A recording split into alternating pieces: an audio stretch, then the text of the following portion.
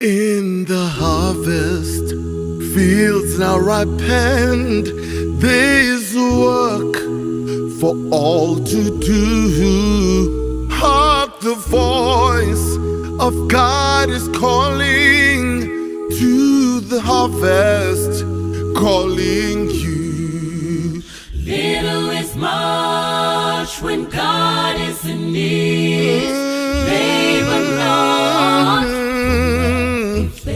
You know there is a crown, and you can win it only if you call in Jesus' name. Little is much when God is in it. Labor not. You know there is a crown, and you can win it only if you call in Jesus' name. Does the place you're called to labor seem so small, only to know it is great when God is in it, and He won't forsake His own. Little is much when God is in need. Labor not. For wealth of fame. There is a crown, you can win it if you call in Jesus' name. Little is much when God Little is is in much need. Labor not. There is a crown, you can win it if you call in Jesus' name. when the conflict here is ended and the race on earth is run. You will say, if you are faithful, welcome home, my child, well done. Little is much when God is in it. Labor not. You know there is a crown, and you can win it only if you call, only if you call, only if you call in Jesus' name. Little is much when God is in it. Count your blessings, name them one by one by one. Yes, you can win it only if you call. Oh, just trust and obey in Jesus. All you need is call in Jesus' name. You know there is a crown only if you call. in Jesus' name. Toda kutenda Mwari watitendera kusangana nyama nemweya zviri pamwe chete. Toda kumupa mbiri nerukudzo nekuti zvakafanira iye. Chinhu chiri pano ndechedu, saka ngatichibatei saizvozvo. Ndokumbira kuti murelaxe pamunenge makagara. Maissues atiri kudiscussa haazi ekupersonalize, maissues eupenyu. Saka hatidi munhu anopersonalize zvinhu, ndizvo zvoka. Saka vanangu patee tichitaura, remember tiri kungopanana mazano. Saka ndinokukumbirisai nemweya waMwari kuti izvo honguzano pangwaone rako, asi ndoziva kuti vazhinji venyu hamutorina, handitika. Saka ndatingobatanai pane zvizvezvi. Pane vanhu vatatu kana vana vandichakumbira kuti vauye kuno nekukasika. Nditenderei ndinamati. Baba vangu namuponesi musiki wedenga nepasi, ndoda kutendai. Rumbidzwai nekuti zvakafanira imi. Patichataura nevanakomana nevanasikana venyu, dei vangawanirwe nyasha nemi. Muzita raJesu ndinonamata. Amen. Ava vanhu ava ndichavasenzesa semuenzaniso. Ndotanga ndatsimbidzira nyaya yekuti izvo pandiri kutaura nenyaya, patiri kuvaona ndakavamisa nenyaya yekusviba kana kutsvuka, hazvina chazvinoreva paudzamu hwemunhu. Handititeseka paudzamu hwemunhu hazvina zvazvinoreva pamusana pekuti idzi pendi dzatogoverwa mudumbu tisipo, asi chinonzi munhu ndezvaakazoisa mukati zvaari iye nechemukati. So by the end of the day, mwanangu, hapana chinotyisa nekuve zvauri, hapana kunotyisa. Handiri kuona kuti ndakasimba, handitika masimbiro angu ndiwayo, ndakatoagamuchira kuti ndowaripo, handitika.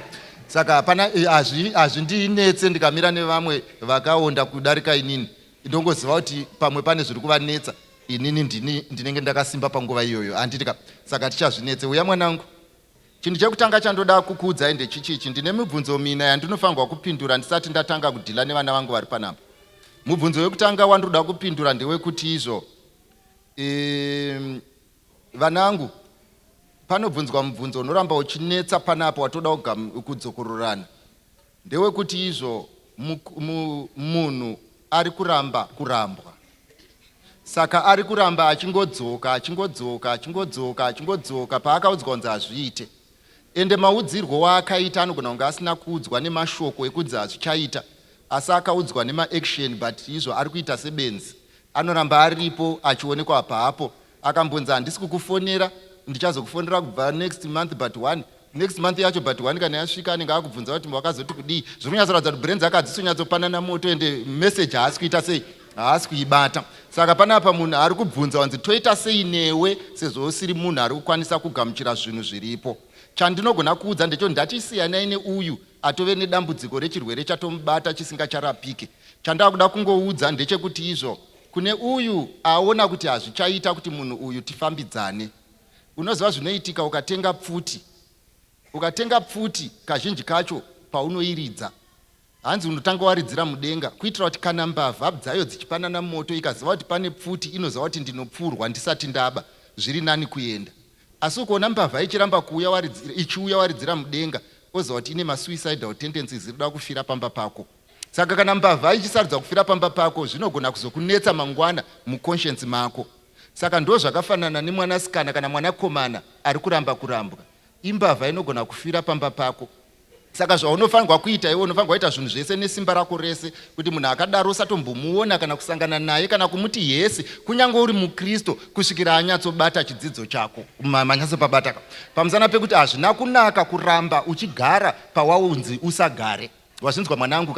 Kana warambwa bvuma kurambwa. Kana mwoyo ukarwadza ngaurwadze wako wega. Haidzizi nyaya dzeclub chinhu chako charamba kushanda. Saka kana chinhu chako charamba kushanda, iwewe munhu wacho chigamuchire kuti chinhu changu charamba kushanda. Ende tinzwe kuti pane one ari kunamatira chinhu chisingashande kuti avhurwe maziso. Maziso anovhurwa kaviri mwanangu. Kanovhurwa pawarambwa, ovhurwa futi pawarambwa. Kana waona warambwa, maziso atoita sei? Atovhurika, wave kuona. Vaya vanoramba vachirambwa vachidzoka, vachirambwa vachidzoka, ndoda kukuudzai chinhu 1. Zvinoreva kuti murelationship yenyu pane munhu 1 ari kufunga. Relationship yakafanana nebhora. Ukarirova rikarovera kumadziro rinodzoka. Ukarinyengerera, ndoda kukuudza unoswera uchitamba bhora, madziro haaneti, ende bhora harineti. Achaneta ndiani? Ndiwe. Saka ukaona munhu achiramba achidzoka, usamupe nguva munzvenge, bhora ripfuurire, orisiya, bhora harinzwirwe tsitsi. Handititeseka. Aenda, haafanirwi kudzoka. Pekuti kudanana kwenyu kwakazembera pakunyaradzana. Kana kuchema kwazopera, hapana rudo. Yafaka? Good. Right, vanangu, message yanhasi inoti marongero aMwari muupenyu ndeayaya. Ndichaverenga ndichitsigira nemavhesi. Ende message yandiri kukutaurirai sekutaura kwandinoita mazuva ese, it's not a suggestion. I am telling you what life is all about. Kana uda kugamuchira ugamuchire, kana uda kuramba urambe. Asi chandoda kukuudza ndechekuti siti rawakagara muno muchitungwiza takatomborigara. Taitombove youth, taitomboadida, akwetiki isati yavepo, taivepo. Takanga titori muno tichimufamba. Pane chinhu 1 chatakadzidza mukati meupenyu. Hazvisi kunomhanya kuhwina mujawu. Zvikanzi Bhaibheri rinoti Mwari anopa vake vavete. So by the end of the day, message yandoda kukuudzai nhasi ndeyekuti ukave muplani yemunhu usiri muplani yaMwari, inofa kwako. Saka kana uchida kudida uchipleasa everyone else, uchigadzira musoro uchiplease everyone else, muchienda paWhatsApp muchiplease everyone else. Ndoda kukuudzai ndezvekuti kunyangwe bank teller akakufarira, bank harizi rake. Saka chinodetermina kukutambidzwa kwemari ndekwekuti mune yako here. Yako kana iri mari inodepositwa newe, asi zvikomborero zvinodepositwa naMwari in response to how we live. So vanhu vazhinji muri panapa pamuchaenda kunoroorana, makafanana nema-tailor machines, makafanana nezviya zvamunoti ma-ATM. Most of the ATMs that you are going to take home are empty. Saka haikona iwewe kuzotsamwira ma-ATM kuti ma-ATM hazi right ipendi chete, anopretenda kuti ATM iburitse mari hunge mune mari. Ende zvinoitika ndezvinoti munguva yecourtship muri kubhenga, hakuna zvitsva zvichapohwa nemuchato zvisina kuiswa pacourtship. Saka zvoreva kuti pa5 years dzamunadzo vanangu, 5 years dzekukisana ndozvawabhenga, 5 years dzekurara mese ndozvawabhenga, 5 years dzekutenga pizza ndozvawabhenga. Do not expect more than what you have banked. Asi chatoda kukuudza ndechekuti izvo kamubhengera aka kanobhowera chinhu wani uchawithdrawa needu. Nekuti handiwe wega kaunogona kubhenga mabhengera aya. Saka haikonai kuti kana muchafamba vanangu, kana uchagadzirwa musoro mwanangu, kana ucharonga kuroorwa mwanangu, kana iwewe ganda richadaira mafuta mwanangu, haikona kufamba wakaviga pfungwa. Pfungwa ngadzigare mumusoro dzipanane moto. The reason why many marriages are failing, it is because people never qualified for marriage, but they just took empty bottles and pretended they got them filled. Hazvigone imimi kuti muinveste zero mokohwa, kuti chakangoitika pa5 years kufamba, chakangoitika pa5 years kudya pizza, chakaitika pa5 years kurarwa newe, chakaitika pa5 years kukiswa, chakaitika pa5 years manud. Wapedza kudaro ofunga kuti muchato uchakupa mufundisi. Inema, forget it. It does not work like that. Saka imimi chamusiri kugamuchira vanangu ndechekuti izvo, the way you are running your marriages, you are only perfecting an act that was mastered somewhere else. Saka Mwari marongero ake ndeaya muupenyu mwanangu. Chandakuda kuchikuudzai mese mugere pano, mundibate mune zvakanaka. Mwari muupenyu hwemunhu ane malevels. Level 1 apa ndavamisa nekusviba kwavo kuti muone malevels aripo. Ende ndataura kuti kusviba hakuna zvakunoziva, handiresere. Iwe wakangotsvuka by coincidence, uri product yamai vako kana nababa wako kana kuti redzinza rekwenyu, and you don't derive value nezvinhu zvawakaona mudumbu. Vane nhamo vanofamba vachipfimba pendi because ikala ina zvainoziva. You get what I mean? Iyi kala iyi zvinhu zvakangokohwewa mudumbu akabuda nazvo zviri mudumbu izvi. Asi chinonzi uyu nonzaniwe, chinonzi munashe ndezvaakaita mupfungwa, chinonzi munashe ndemhodzi yaakadzvara, chinonzi munashe haizi packaging. Izvi zvakangoputira zvaakazodzvara. Saka zvaakudhipenda nekuti paunenge uchipfimba usatarise pendi usina kutarisa zviri mukati. At times darker bottles have contents. Saka vanangu, honai zvinotaurwa nebhaibheri. Ndoda kutanga ndaverenga, ndiri kuverenga kuna Samuel. 1 Samuel chapter 2, ndotanga nepavhesi ya3. Rangu rinoti, musaramba muchitaura muchizvikudza, imi vatsvuku. Manyawi ngaarege kubuda mumiromo menyu, imi vatsvuku. Ndozvitaurwa nebhaibheri rangu. Nokuti Jehovha ndiMwari anoziva. Number 1, mabasa avanhu anoyerwa naye. Ndobva ndajamba pavhesi ya5 rangu rinoti, vakanga vakaguta vakandobatira zvekudya zvavo. Hanzi vakanga vakaguta vakandobatira, vakanga vakuita zvekunopara. Yomva yati vakanga vane nzara vazorora, vakanga vasingabereki vabereka vanomwe, asi iye wakanga ane vana vazhinji woshayiwa simba. Unzataurwa nebhaibheri. Bhaibheri futi pavhesi ya7 roti Jehovha ndiye anopa urombo, ndiye anofumisawo, ndiye anodukupisa, uye ndiye anokwidziridza. Ndomba ndajamba vanangu. Kana kuti ndichaita ndichidudzira mukafunga kuti vhesi yacho haipo, mondiudza kuti haimo vhesi yacho. Handiteseka.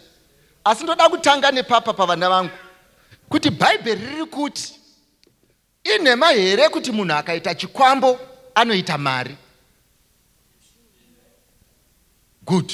Inhema here kuti munhu akaita chikwambo anoita mari? Hadzisi nhema. Inhema here kuti munhu akaita chikwambo anoita mari? Hadzisi nhema. Ndakuda kukubvunzai.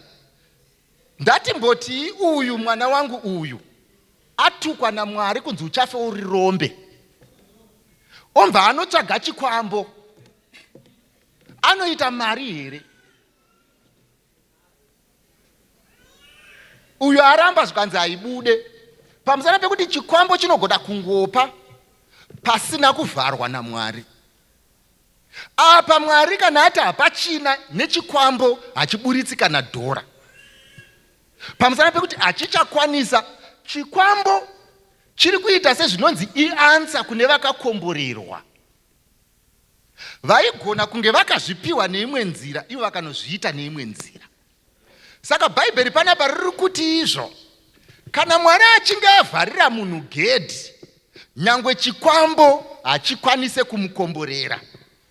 Zvazvinoreva ndezvekuti handiti mazuva ano kuHIV kune maARV, asi kune saying inoti maARV ndozati munofamba muchiti hanzi mushonga wako rara kwaunoda. Handiti kune saying inoti maARV they can either take you up or take you down. Havazi vanhu vese vachamwa maARV vakararama, pamusana pekuti haugone kuitisana nharo kupa munhu mazuva aasina. Tiri kubvumirana. Saka zvoreva kuti kana uchida munhu anogara, haunomunamatiri, unotora ane mazuva omunamatiri kuti akomborerwe.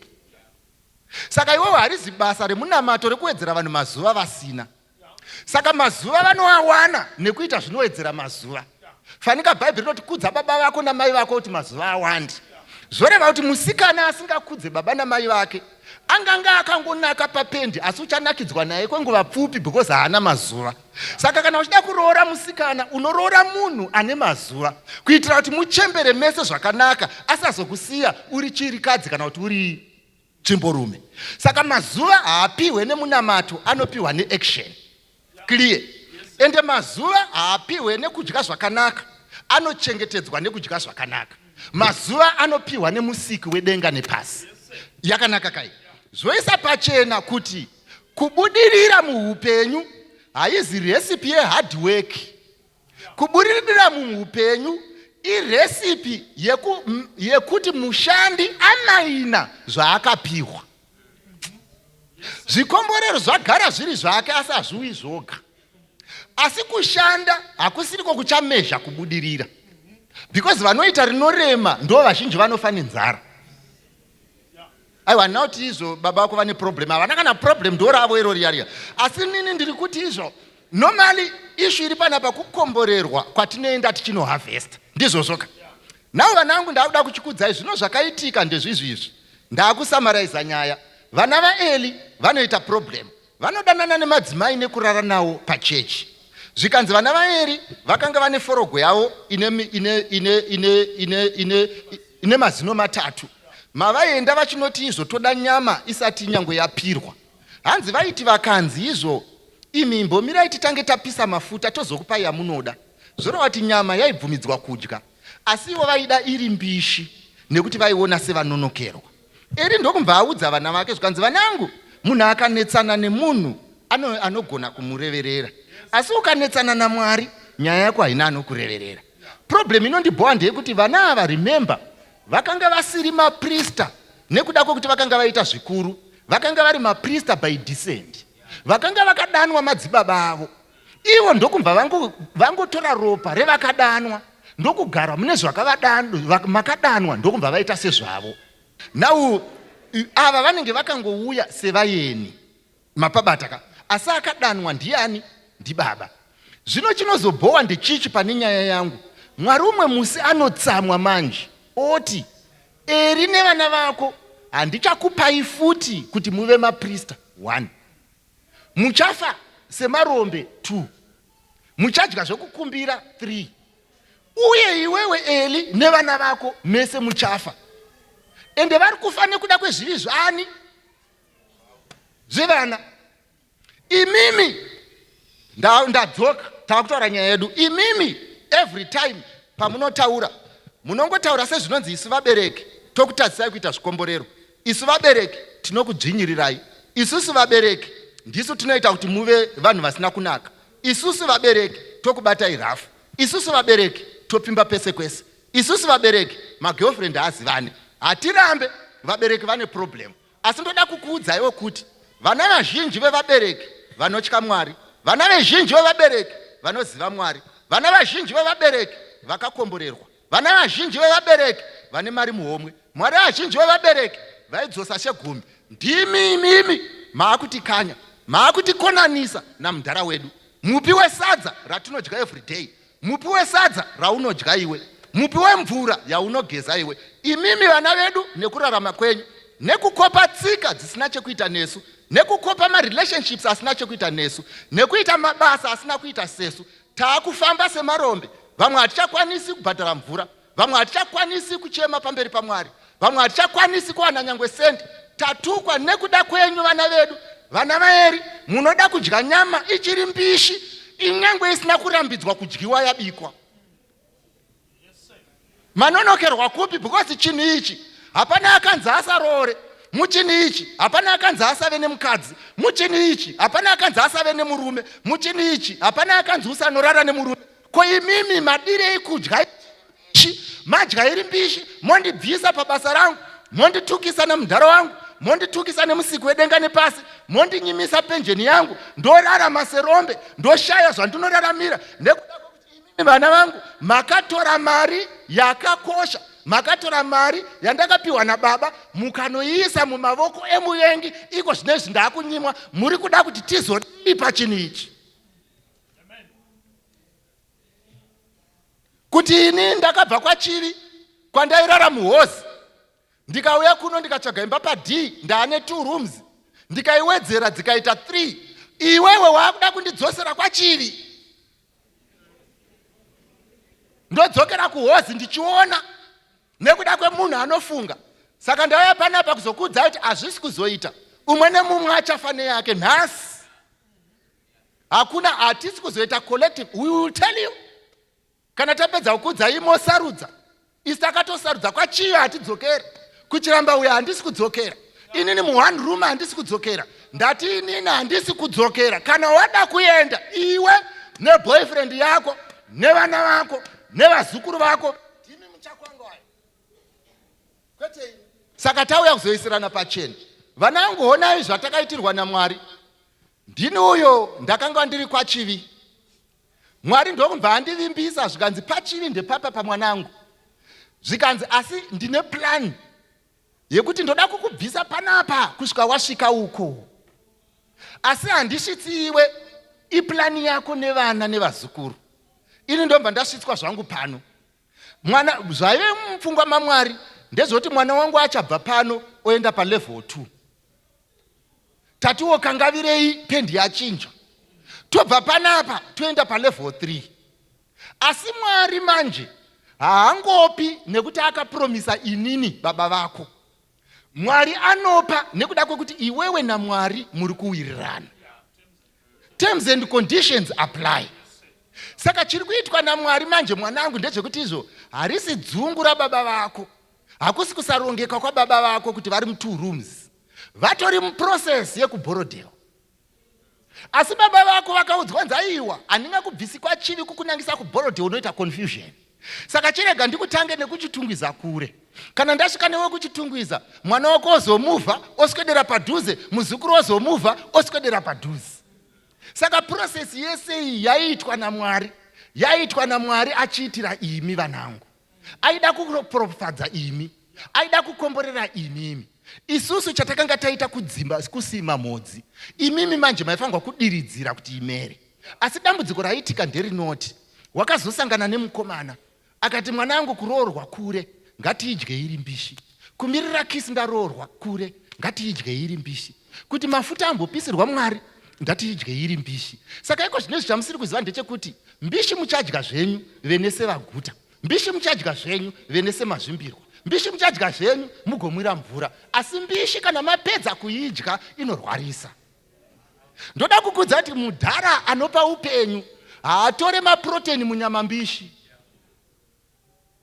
Saka kumhanya muchamhanya zvenyu, kunakirwa muchanakirwa zvenyu, muchaita zvese zvamunoda, muchapimbwa nevarefu, muchapimbwa nevatete, mucharara nevatsvuku, mucharara nevatema, mucharara nevakobvu, asi ndoda kukuudzai munoperera panyama mbishi.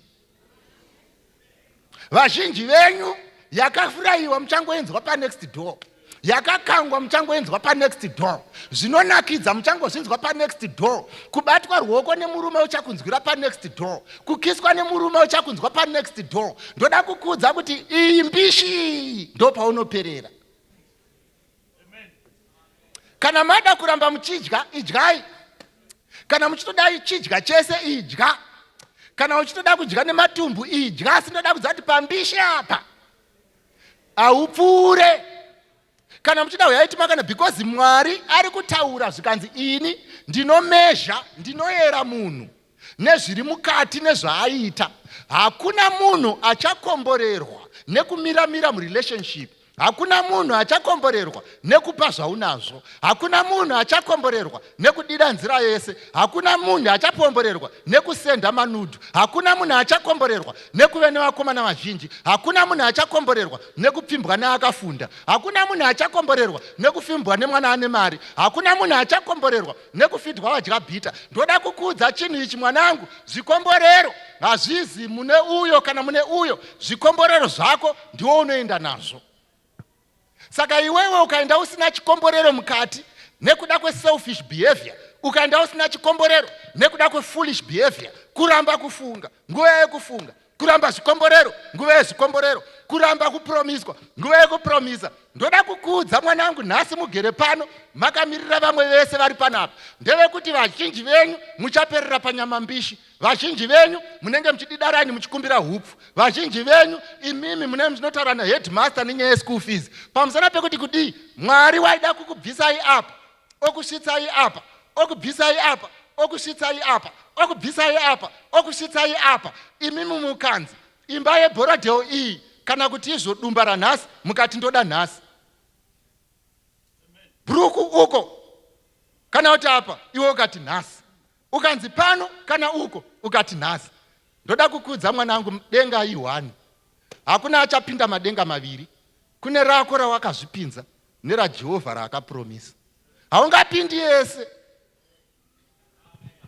Munoita fani neupenyu, kuita leisure, kuita leisure nevakomana, kuita leisure nemarelationship, kufunga kuti kana wane mukomana wasvika hamuchakudzi Mwari. Maakurarama sana baba namna mai, mese makagara muno makanditarisa, pakanzi youth iuye pano and you call yourself youth and you call yourself a responsible person. Imi musiri responsible person. Moda kudzosera inini kwachivi, indati kwachivi handidzokeri. Moda kudzokera inini kusquat, ini kusquat handidzokeri. Moda kudzosera inini mu1 room, ini mu1 room handidzoseri. Umwe nemumwe achamira nezvake. Saka nhasi pamuzuva ranhasi patinenge tichifamba tichienda, umwe neumwe uchasarudza. Unoda kuita baba here kana unoda kuisa mukomana? Unoda kudya nhasi here kana unoda kudya mangwana? Unoda iri mpishi here kana unoda yakabikwa? Unoda yakagochwa here kana unoda isina kugochwa? But mwanangu, upenyu ndehwako, unofanirwa kufunga. Upenyu ndehwako, ubate zvakanaka. Upenyu ndehwako, respect yourself. Upenyu ndehwako, respect your future. Upenyu ndehwako, respect your God. Kana wakufunga kudya imbwa, idya riri gono. Kana wafunga kunamata, namata mumweya nemuzvokwadi. Kana wafunga kutya Mwari, mutye zvachose. Kana wafunga zvebhawa, imbwa waenda kubhawa.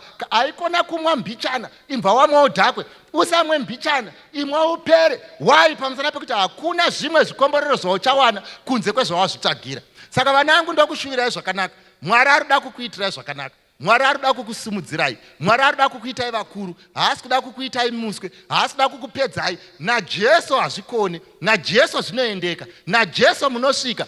Do not refuse the promises of the Almighty whilst you stick to the promises of men. We are afraid. Ukaverenga chapter 7 verse 24. Bhuku raMatthew. Anoti naizvozvo mumwe nemumwe anonzwa mashoko angu aya akaaita achafananidzwa nemurume akachenjera. Saka chinotanga kuchenjera mabasa ozopupura kuti wakachenjera.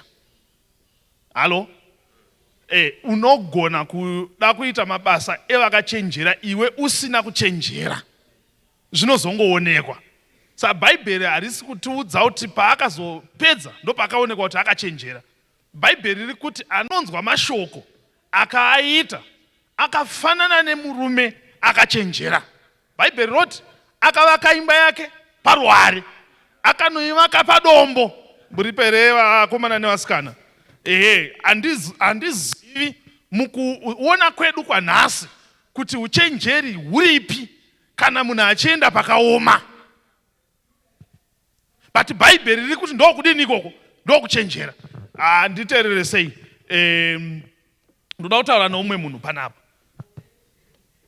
Saka anonzi akavaka imba yake paruware, ndobva apedza. Vhesi inoti mvura yakauya, mvura zhinji ikauya, hanzi ikawira paimba iyi, asi imba iyi haina kudonha nokuti yakanga yakavakwa padombo. Yoenda pazasi yoti asi unonzwa mashoko akasaita achafananidzwa nemurume benzi. Zvikanzi akavaka imba yake mujecha kana kuti pamusheche. Unoziva kuti kana wakavatarisa neziso ranhasi, wepajecha akati ngwarei, ende foundation yepajecha unogona kuchera chero nemaoko. Foundation yepajecha unogona kuchera chero nechidodoma. Ende pajecha you have the freedom. Unovaka yakakura kusvika waneta nekuti foundation yacho hairemi kuchera. Vakomana nevasikana, ndoda kukuudzai, nyika yakatukwa. Munhu anoda zvinhu zvakapfava panyika ino haana kwaanoenda. Nyika yakatukwa vakomana. Kana Mwari achitaura, shoko raMwari raanorayira zvinoita sekuti zvinorema. But panorema ipapo, kana ukamira ipapo, mangwana zvakakunakira. Vhesi inoti apedza. Saka ndiri kutarisa varume vaviri ava. Ndoda kuti ndibvunze mubvunzo, iwe ugopindura kuti pavakapedza kuvaka dzimba dzavo, akapinda mudzimba dzavo ndiani? Umwe neumwe anopinda mune yaavaka. Muri kundinzera vakomana nevasikana? Umwe neumwe anopinda mune yaadini? Yaavaka. Nhasi tiri pano, umwe neumwe ari kuvaka imba yaani? Yake. Kana yapera, umwe neumwe achapinda muimba yaakadini? Yaakavaka. Nhasi tiri kuita hondo nevakavakira dzimba pamusheche vari kufunga kuti zvinokavhiwa nemunamato. Tiri kuita hondo nevanhu vakavakira dzimba pamusheche vaakuita maprayer warrior, asi panguva yavaifanira kuita maprayer warrior inguva yeparuware. Today is the time, now is the chance, boys and girls, to build your life on the rock, which is Jesus Christ. Whatever he instructs you to do, ita. Usatsvaga kuti kune vanhu zvinoita here. Kana zvanzi naMwari ita, zvinoita nekuti Mwari ndo zvaari kuda. Ndiri kunzikwa nevanhu vashoma. Vakomana, hakuna chinhu chakaoma sekunzi udanane nemukomana asina chaanokupa asi achitya Mwari. Ndo ruware rwacho. Kana akauya kumba kwenyu, haana chaanosiya kunze kwemunamato, haana chaanofamba nacho kunze kwemweya mutsvene. Ndo ruware rwacho. Kana makazvitarisa, hapana chinoratidza kuti pane upenyu, but nekuti ndo pakamira Mwari, ndo padombo racho ipapo.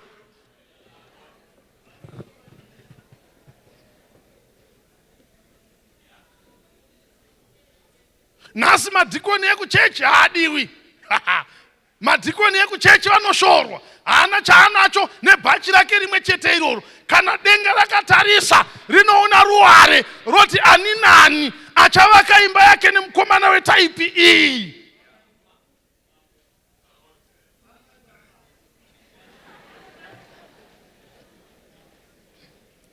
Kana tichifamba monzera ngatiratidze nyeko penya, penya topenya Jesuo, chidzidzo ichochi, asi kuna Jesu tozvarwa patsva. kana tichifamba munzira dzenyeko penya to Jesuwo, chidzidzo ichochi ndicho chichazotipo asi kuna ende kuvakaimba paruware haizi an easy process. Panguva yanhasi yemasleep over haizi an easy process. Panguva yanhasi yevanhu vanorara pese pese haizi an easy process. Panguva yanhasi yevanhu vanotsvaka vakadzi vachishandisa maresources vasingashandisi Mwari, it's not an easy process. But Mwari ari kuti ipapo ndo pane chikomborero. Kana ukamira ipapo, hama yangu, Mwari uchasangana naye.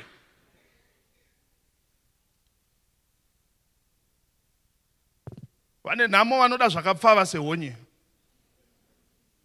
Ndiri kukuudzai vakomana nevasikana rwendo urwu amusviki. Vakawanda venyuka. Ndakanga ndichizvifunga euda kuti tinofanira kuti panguva inoteera apo vanhu vachena musoro kana vakagera bvudzi toti tipei tiriendese kumuseum. Generation zhinji idzi dzinofanira, hapana vachachena musoro, vazhinji venyu havacheni musoro apo. Speed hamuinayo ka. Vazhinji venyu bvudzi rakachena tonorionera kumuseum.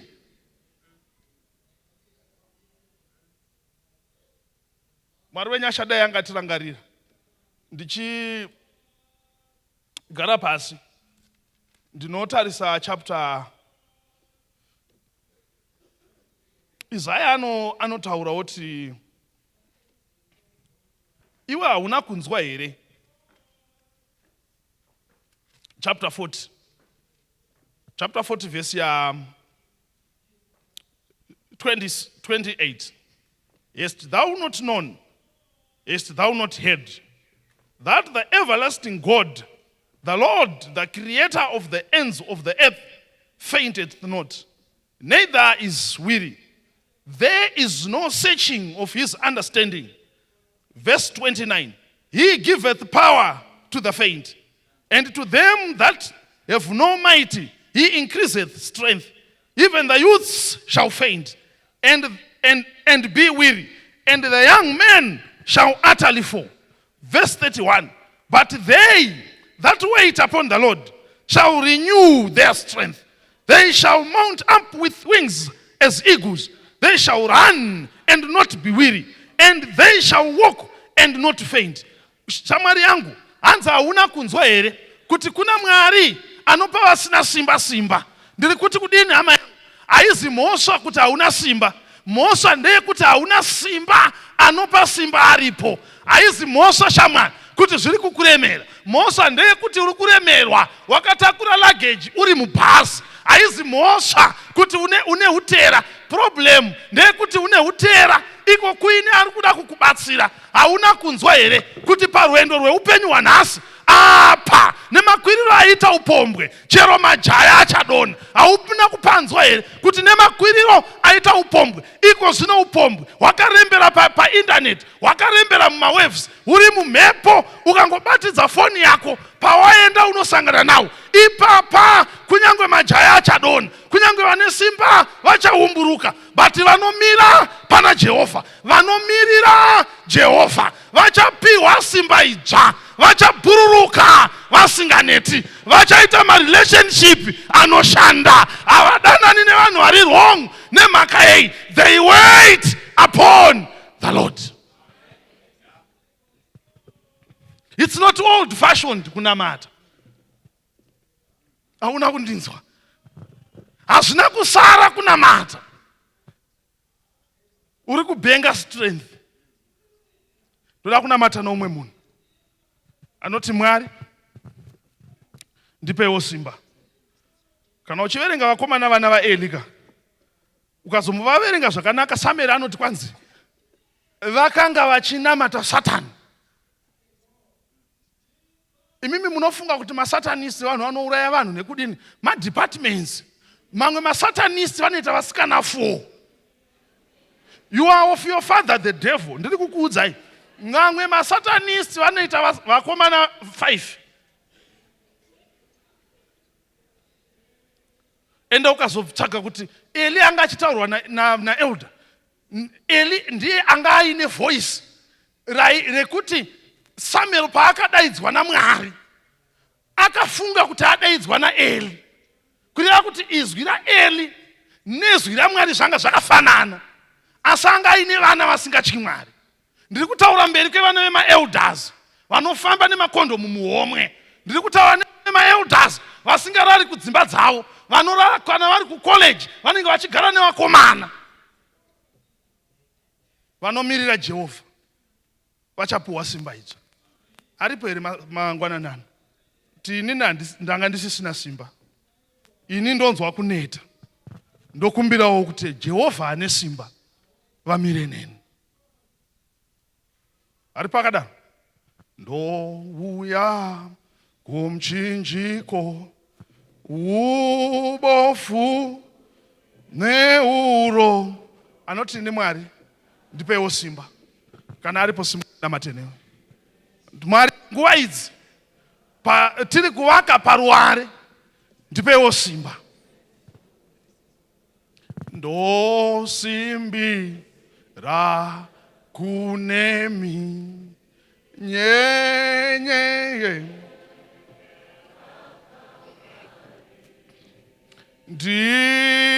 ndinopfuga pasi. Shamwari, unless you come back to your God, nyaya yanga ichitaurwa naElda iyi, Mwari ndiye anogona kukupa simba rekusadya zvimbishi. Vazhinji pano vatambudzika nekudya zvimbishi. Iganga ibve pfimbi yegudo rikangofusira matamba, rikangoti fambe pane napo ndofunga kuti aibva, ronofukunura, rongongodza kudaiso, rovhara, rikangoti fambe zuva rinosara rovira, yakuita sekuti yakapfimbikwa kwemakore. NdiMwari anogona kukupa simba rekumirira. Ndoda kunamata nemumwe. Dzimwe nguva unoti Mwari, ndanga ndafamba zvikapotseka. Ndoda kudzoka. Mundipe simba. Nditange patsva. Nari pakadaro famba uye kuno mberi. Ndoda kunamata newe. Ndosimbira ku nyenye. Ndoda kunamata newe, uya ndatotaura wazvinzwa. Noti Mwari, ndakudzoka. Ndoda kuti mundipe simba. Ndibatsireiwo. Mwari akukomborere mwanangu. Yes, may God bless you. Ndiri kuona ari kuuya. Uya mwanangu, come. Jesus loves you. It's never too late. Vazhinji venyu kana mukasangwara, you will never have a life that is better than your parents. Amusi kundinzwa. Vazhinji venyu mukasangwara, kuzvikoro kwamakaendeswa nevabereki venyu ndokwamuchaendesa vana venyu. Nekuti nawi pakasvika mubereki wako, inyaya yekuti akanga akaropafadzwa naMwari. It is your turn to carry on with the blessing. Usadyairi mbishi. Uya tinamati. Unoziva kuti mwanangu, vakadzidza kuchikoro kumusha seni vanozvizwisisa. In fact, chero nekuno kune vane tsika iyoyo. Anenge apiwa mbuwa yake kuti unozodya palunch. Anoidya achisati asvika kuchikoro. Saka zvinozoita mwanangu, unonga wakuzominya mate. Vamwe vakudya chikafu chani? Chao. Nauya tiri kutaura iyi shamwari. Usazviita shasha yechinhu ichi. Uya kuna Mwari. Pane nguva ichadaidzwa kuti tine musangano wemacouples. Iwo waiitira couple yako kuUnity H zvisingazikanwi nevanhu. Mwari wekudenga ukukomborere wakuitire zvakanaka. Pachinera ari kuuya ndakuda kunamata. Elda Ndiga, unamatirire vana vaMwari. Hatidi kudyairi mbishi. Nekuti vakazviita izvi havana kwavakasvika. It will be foolishness to think that we can take the same route and reach to a different destination. Hungava upenzi kufunga tichafamba neroad yakafamba vamwe vakawira mugomba, isu tikasawira. Mwari wakudenga wakukomborerei vakuitire zvakanaka. Kana pane vari kuuya, uyai. Elda Ndiga, over to you. Munamatire vana vaMwari. Vari kuuya, uyai tinamate. It's a prayer of restoration. Kuti mugwara mawanga wabudiswa naMwari uchinzi hauna kufanira. Uri kuti Mwari nhasi ndiwirei nyasha. I also want to be destined for success. Neniwo ndiri wekudenga ndizokurashwa. neniwo Mwari ndirangarirei. Amen. Inogona ngeri nyaya yataurwa or anything that you feel kuti munzira mandiri haiziro inoenda kudenga, nzira yandiri haiziro ine chikomborero. You feel you are cast out. Unyatsoona wega kuti pandiri apa ndipo pari right. You are struggling, you are battling with certain issues. Some of you have addictions here. Unaona kuti ukaramba wakasungwa uri papa hauna kwauri kusvika. Amen. Vamwe wakasungwa nemweya yetsvina. Unonyatsoona kuti zvinhu zvako hazvisi kufamba. Pane kanhu pakakangobata. It's a prayer of restoration, it's a prayer of redemption. Amen. Anogona kunge aripo ndisati ndanamata. Yes. Ari kuti Mwari ndibetserei. God bless you. Just one more stanza, Elder Fred. Jesu ndo Takamumirira ndisati ndanamata. Moyo wa God bless you, my sister. Famba uchiuya. Famba uchiuya. Jesu Famba uchiuya. God bless you. wataura Jesu wataura. Ndinozokuchenesa. kuchemura Mwari ada kuchenesa vanhu vake ipo panapo. osembe Mwari ada kugadzirisa nyaya dzedu ipo panapo. This gathering yagadzirwa naMwari kuti asangane nevana vake muchitungwisa, agadzirise nyaya dzavo. Famba uchiuya. Just make your way forward. Quickly. Famba muchiuya. Vari kuuya. God bless you. It's a day of restoration. It's a day of your redemption. Famba uchiuya. Famba uchiuya.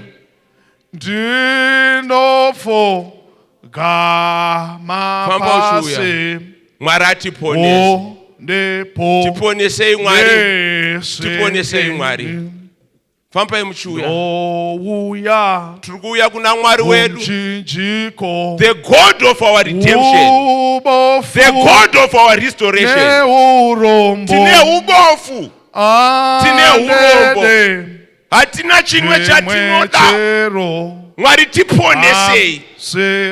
Redeem my soul. Rescue me. Save me, Lord, or we perish. Famba uchiuya. Famba uchiuya. Tipuwe simba na Mwari wedu. Hallelujah. Hallelujah. Famba uchiuya. Famba uchiuya. You want to rededicate your life to the Lord. Ngatina matei. Baba ishe vari kumusoro kudenga. Tinofara nekuti muri pakati pedu. Tinofara nekuti maona nzira dzatiri kufamba kuti hadzisvike. Mukatipa mukana kuti tichinje nzira tiende neinosvika. Tinotenda nemukana wamatipa kuti yeuchidza tisati taparara, kuti zvimwe mungaponesa umwe mweya ukasasvika mukuparara. Tinokutendai nezvitsiga zvenyu zvamuri kubvuta mumoto wechitema uri kupisa, zvamuri kubvuta mumoto wenyika uri kupisa, kuti muzvibvute zvipore, muzvichengete pakanaka zvisati zvapera.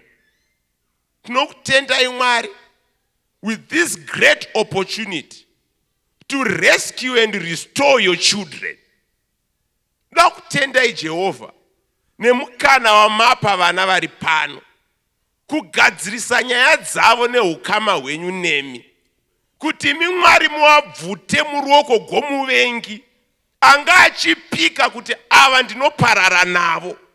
Imi Mwari mavabvuta nesimba resarudzo yavo, mukavasunda nemwenyu mutsvene, vakati isu Mwari hatigoni kuzvibetsera, tibetserei.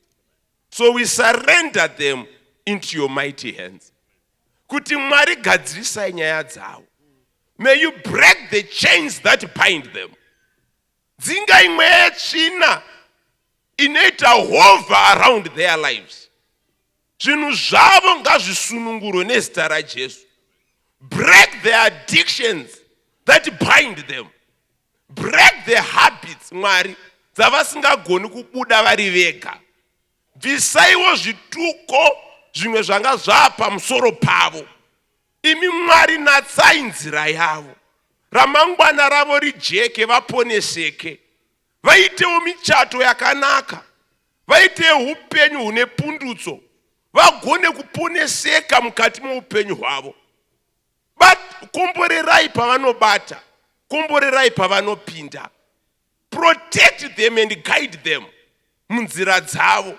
Mwari muvaitire zvakanaka. Ropafadzai vose muadrese maissues avo nekusiyana kwavo. Mwari musaite sekukumbira kwedu, asi setsika yenyu. Can you do abundantly above what we have asked for or what we can imagine? Nekuti itsika yenyu kuropafadza vana venyu. Muzita raJesu ronamata. Amen. Amen. Mwari anoziva zvakavanzika zvemoyo yedu, mafungiro akaziva.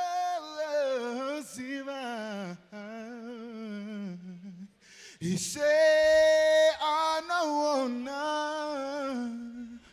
waritenurai moyo yedu izoteni nemweya wenyu. Waritenurai moyo yedu izoteni nemweya wenyu.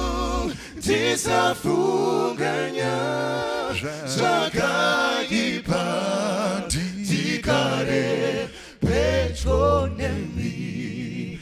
Mwari anoziva zvakavanzika zvemoyo yedu, mafungiro ako ziva. Ishe anoona. Mwari tenurai moyo yedu izoteni nemweya wenyu. Mwari tenurai moyo yedu izoteni nemweya wenyu. Tisafunganya zvakaipa, tikare pedyo nemi.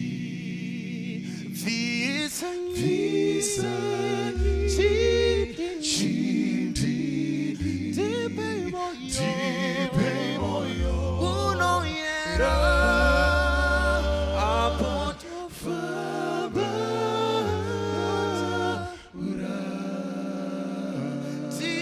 tikuze zita renyu.